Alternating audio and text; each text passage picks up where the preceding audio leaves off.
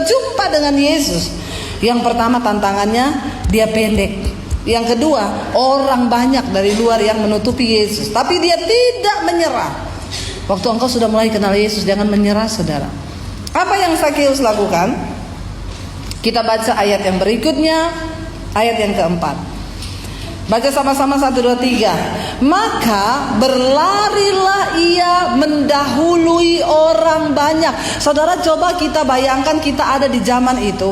Rombongan yang menyertai Yesus ini banyak. Dia diikuti banyak orang nih. Yesus ribut banyak. Alkitab berkata Sakeus seorang kaya raya di kota itu.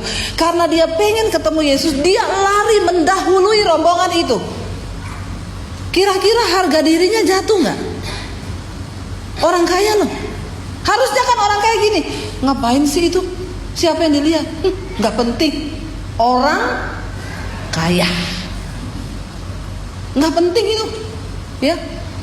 Atau kalau memang dia mau dia orang kaya, dia kirim ajudannya, kamu tolong ya, cegat itu rombongan, suruh yang namanya Yesus itu datang ke rumah saya, bilang saya undang makan dia.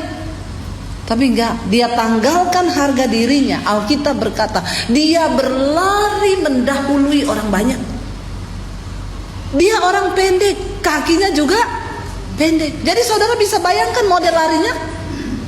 Itu kayak orang lari dikejar anjing. Dia harus cepat lari supaya dia bisa lihat dari depan. Ternyata enggak sampai di situ aja, saudara. Alkitab berkata ketika dia sudah lari sampai ke depan, tetap enggak bisa lihat kan. Lalu bukan cuma itu, di cerita situ dikatakan dia memanjat pohon. Rasa keinginannya yang begitu besar untuk mengenal siapa Yesus itu. Wow banget. Saudara, untuk bisa mengenal Tuhan dan bisa memperoleh kerajaan Allah, engkau gak bisa santai jadi Kristen. Engkau harus berlari. Amin. Berlari yang seperti apa? Berlari begitu rupa kata Rasul Paulus. Coba kita buka 1 Korintus pasal yang Rasul Paulus bilang, aku berlari begitu rupa. 1 Korintus 9 mulai ayat yang ke-24. 1 Korintus 9 ayat yang ke-24 kita baca sama-sama dengan suara yang keras. 1, 2, 3. Tidak tahukah kamu bahwa dalam gelanggang pertandingan semua peserta turut berlari, tetapi bahwa hanya ada satu orang saja yang mendapat hadiah. Karena itu larilah begitu rupa sehingga kamu memperolehnya. Untuk memperoleh mahkota kehidupan, untuk bisa masuk kepada janji Tuhan, engkau memperoleh kerajaan Allah, engkau bisa menikmati berkat-berkatnya di dunia ini, engkau harus berlari begitu rupa.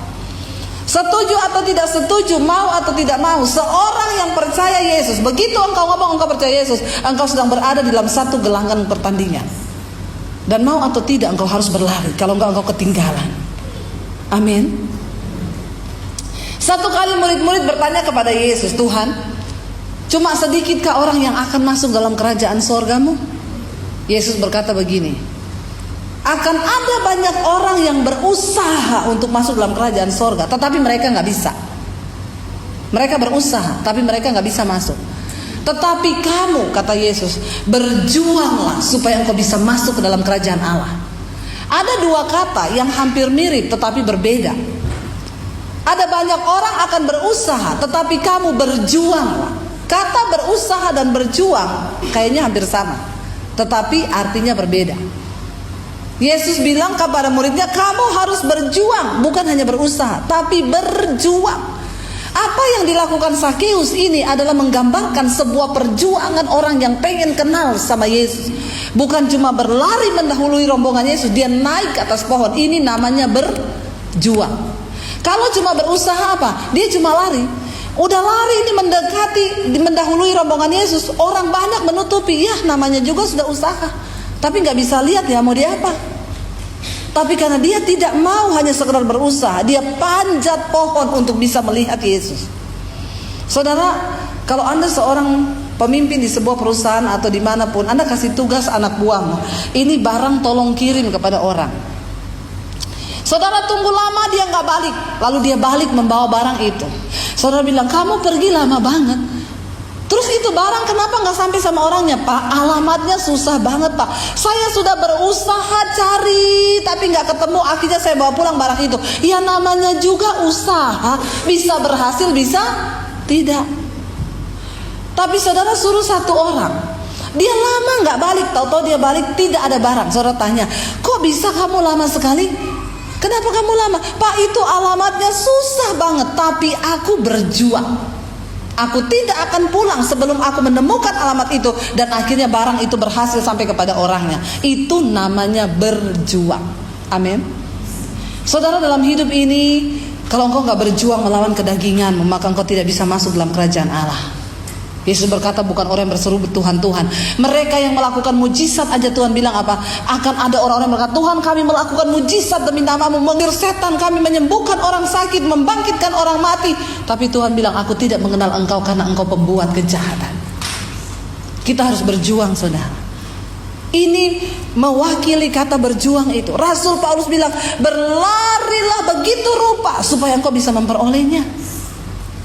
Apa itu? Saya terjemahkan kata berlari begitu rupa. Itu adalah berlari begitu rupa. Tidak ada pelari tercepat yang melebihi seorang yang berlari waktu dikejar anjing. Amin. Itu larinya melebihi pelari tercepat. Kenapa? Karena dia berlari sambil ketakutan kalau dia telat maka betisnya bisa digigit sama anjing. Saudara pernah rasa dikejar anjing? Siapa yang pernah rasa? Saya pernah, dulu sering, malah saya ngejek-ngejek anjing itu supaya dia kejar saya. Tapi saya ternyata tidak menjadi pelari juga. Itu namanya berlari begitu rupa. Kalau orang dikejar anjing itu ada tembok, ada pohon di depan, dia pasti panjat itu. Kenapa? Di belakang ada anjing galak. Ya. Itu lari yang begitu rupa, itu yang Rasul Paulus maksud itu begitu, saudara. Sakeus itu berlari, dan bukan cuma itu, dia berjuang, dia panjat pohon. Saudara, engkau tidak mungkin bisa melihat kerajaan Allah kalau engkau santai dengan imanmu. Jangan santai.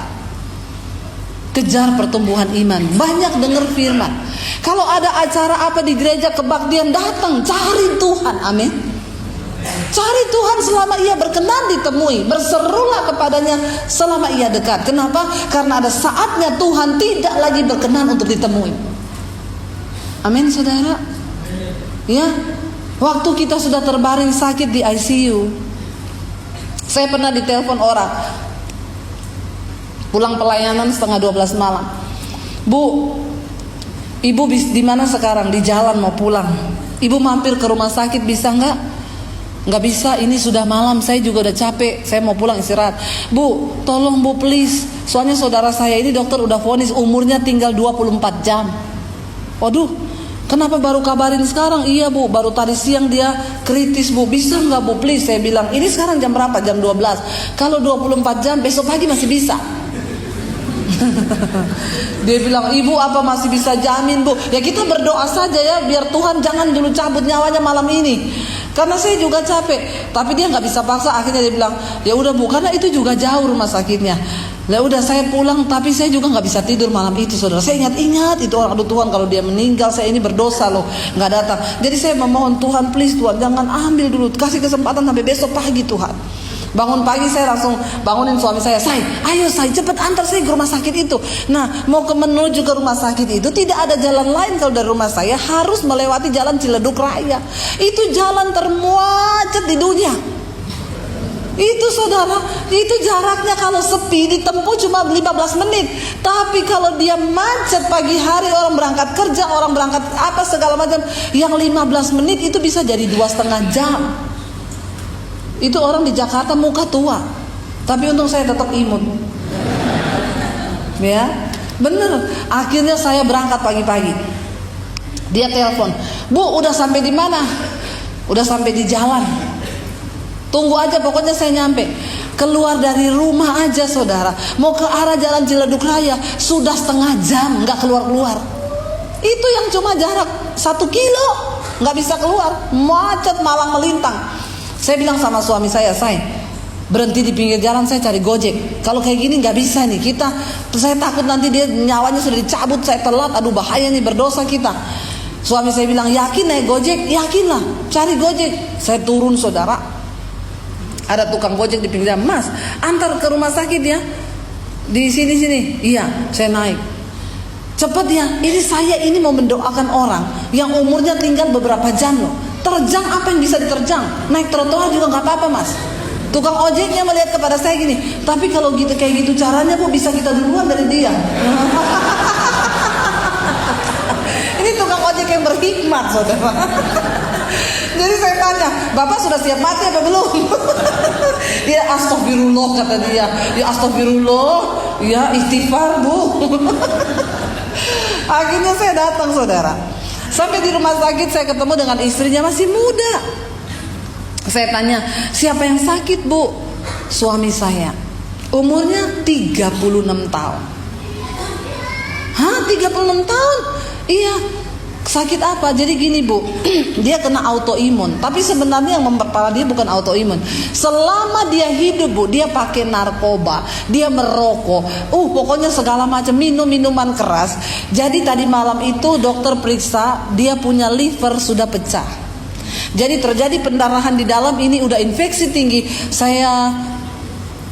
Jadi dokter bilang tinggal berapa jam. Saya bilang, "Ibu, kita akan berdoa. Bagi Tuhan tidak ada perkara yang mustahil. Tuhan sanggup menyembuhkan. Tapi kalau Tuhan mau panggil suami ibu," saya bukan tipe pendeta yang suka berhalusinasi, memberikan harapan-harapan palsu kepada jemaat. "Percaya Bu, pasti sembuh, Tuhan cipta liver yang baru." Hello, hidup ini adalah rangkaian peristiwa.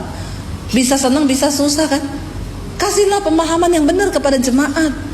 "Bu, oke, kalau Tuhan mau sembuhkan gak ada yang mustahil. Tuhan bisa kasih liver yang baru. Tapi Bu, kalau Tuhan mau panggil suami ibu siap gak?"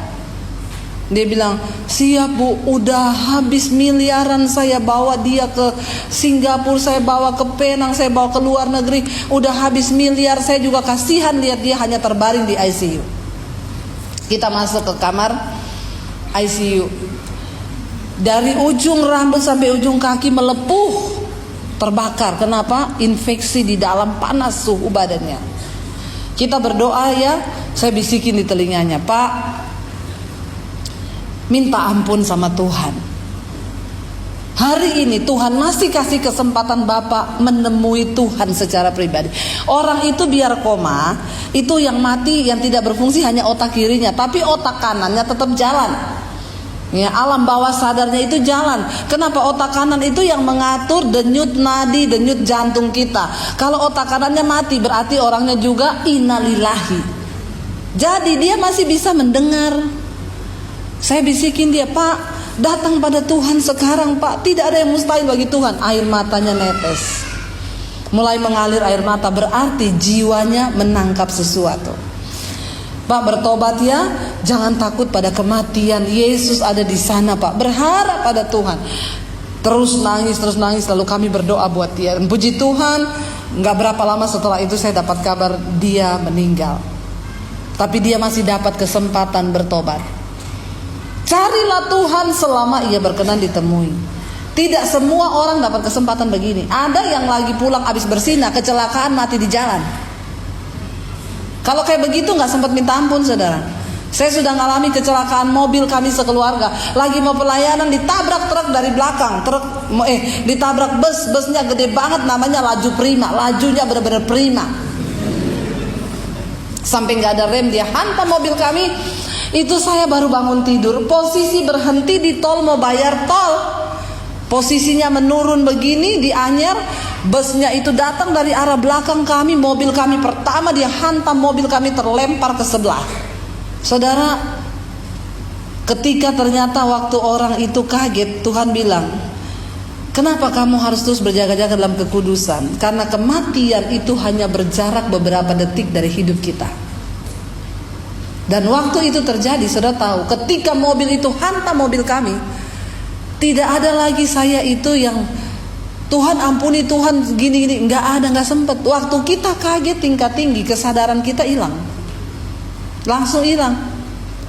Tiba-tiba kami cuma mengalami itu, nggak tahu apa-apa. Saya cuma merasa terbentur ke sana ke sini, lalu mobil itu tenang. Saya sudah nggak sadar apa-apa, itu cuma bisa melongo lihat gini. Saya melihat, saya masih lihat aspal, belum lihat langit biru. Kalau udah buka mata lihat langit biru berarti sudah pindah alamat. Mati itu cuma berjarak beberapa detik dari hidup kita. Amin. Kenapa kita perlu jaga kekudusan dan terus mencari Tuhan? Karena kita nggak tahu sampai kapan hidup kita di dunia ini. Tapi selama engkau mau mencari Tuhan, maka tidak ada perkara yang mustahil bagi Tuhan. Saudara, Alkitab berkata, lalu Yesus melihat Sakeus. Kita selesaikan ini lalu kita sudah selesai karena ada perjamuan. Ayat yang berikutnya berkata, ketika Sakeus memanjat pohon itu, saudara, ya, maka berlarilah ia mendahului orang banyak lalu memanjat pohon ara untuk melihat Yesus yang akan lewat. Ayat 5, ketika apa? Yesus sampai ke tempat itu, ia melihat ke atas dan berkata, Sakeus, segera turun, sebab hari ini aku harus menumpang di rumahmu. Kenapa Yesus langsung tahu itu Sakeus? Yang pertama, dia Tuhan, dia mengenal nama kita. Yang kedua, dia bilang, aku mau ke rumahmu. Kenapa Yesus langsung mau ke rumah Yesus? Dia melihat kerinduan hati Sakeus yang pengen banget melihat dan berjumpa dengan dia secara pribadi. Saudara, bagaimana Yesus bisa tinggal dalam rumah hatimu? Bagaimana engkau bisa jadikan hidupmu sebagai rumahnya Tuhan waktu engkau punya kerinduan untuk terus mencari Tuhan? Yesus bilang, aku akan mampir di rumahmu. Ayat yang ke-7, tetapi semua orang melihat hal itu lalu bersungut-sungut, katanya ia menumpang di rumah orang berdosa. Tetapi Sakeus berdiri dan berkata kepada Tuhan, Tuhan, setengah dari milikku kuberikan kepada orang miskin, dan sekiranya ada sesuatu yang kuperas dari seseorang akan kembalikan 4 kali lipat. Wow. Makanya tadi saya bilang, tanda pertobatan, tanda orang yang berjumpa dengan Yesus secara pribadi itu terjadi pertobatan. Baru pertama kali bertatapan muka dengan Yesus, dia nggak ngomong gini, oh Tuhan mau makan, nggak ada persediaan makanan, atau aduh kok mendadak sekali. Nggak, lucu kan? Yesus bilang, turun, aku mau makan di rumahmu. Yang dia sambut perkataannya apa? Tuhan, iya, hari ini Tuhan, separuh dari kekayaanku. Tadinya dia mata duitan, amin. Orang tuh kalau ketemu Yesus berubah. Yang pelit jadi pemurah, amin. Yang pelit tidak usah angkat tangan, bertobat saja di dalam hati. Waktu engkau ketemu Yesus, engkau berubah. Tadi pagi saya saksikan, saudara, ketika saya berjumpa Yesus, papi saya tahu saya jadi Kristen. Sebuah perkataan yang pertama kali keluar dari mulut papi saya, dia bilang apa? Oh, ternyata ini penyebabnya, makanya kamu jadi aneh. Makanya papi lihat kamu jadi aneh. Kenapa? Ternyata karena kamu jadi Kristen. Semua orang yang berjumpa dengan Yesus, hidupnya pasti jadi aneh. Amin. Pertanyaan saya, sudah anehkah saudara? Halo. Kenapa aneh? Tadinya marah-marah ketemu Yesus, nyanyi-nyanyi. Tadinya pelit, melitit ketemu Yesus, jadi tukang memberkati. Ya, mari kita mulai berdoa. Tuhan, aku rindu ketemu Engkau sebagai Tuhan dan Juru Selamat secara pribadi. Waktu kita rindu ketemu Tuhan, maka kita akan melihat segala kebaikan, segala rencana Tuhan. Waktu kita berseru, dia menjawab. Ketika hidup terasa berat, tangan-Mu Tuhan selalu menopangku. Saat jalan. Shalom saudara, jika Anda merasa diberkati dengan channel YouTube saya, Anda bisa komen, like, dan share. Dan jangan lupa tekan tombol subscribe dan juga tombol lonceng agar Anda mendapat pemberitahuan setiap kali saya mengupload video-video yang baru.